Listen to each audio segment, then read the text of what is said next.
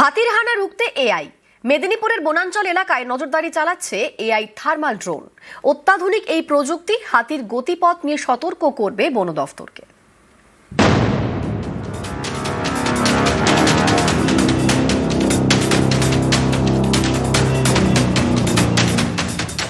পশ্চিম মেদিনীপুর এই জেলায় রয়েছে বিস্তীর্ণ বনাঞ্চল। খাবারের চাহিদায় মাঝে মধ্যেই বনাঞ্চল ছেড়ে লোকালয়ে ঢুকে পড়ে হাতির দল। হাতির তাণ্ডবে ক্ষতি হয় চাষের জমির। হাতির হামলায় অনেকের মৃত্যুও হয়েছে। এই ছবিটা বদলাতে চায় মেদিনীপুর বন বিভাগ। তাই পশ্চিম মেদিনীপুরের বনাঞ্চল এবং সংলগ্ন এলাকায় হাতির হানা রুখতে এআই।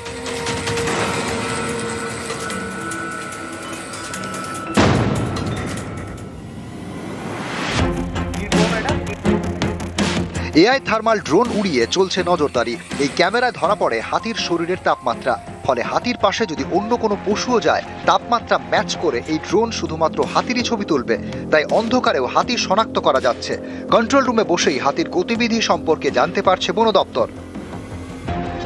বন দপ্তরের দেওয়া তথ্য অনুযায়ী গত বছর এবং এবছরের নভেম্বর পর্যন্ত পশ্চিম মেদিনীপুরে হাতির হানায় প্রাণ গিয়েছে 21 জনের। প্রায় 100 হেক্টর চাষের জমির ক্ষতি হয়েছে।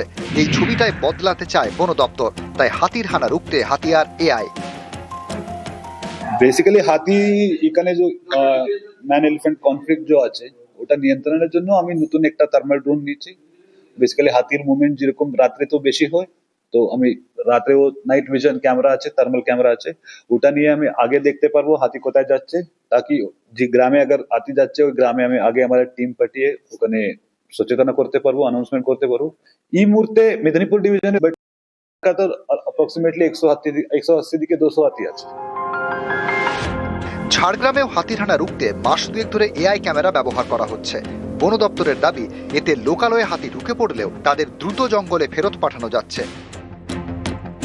ঝাড়গ্রামের পর এবার পশ্চিম মেদিনীপুরেও হাতির হানা রুখতে ভরসা এআই। হাতিয়ার এআই থার্মাল ড্রোন। পশ্চিম মেদিনীপুর থেকে শোভন দাস, নিউজ 18 বাংলা।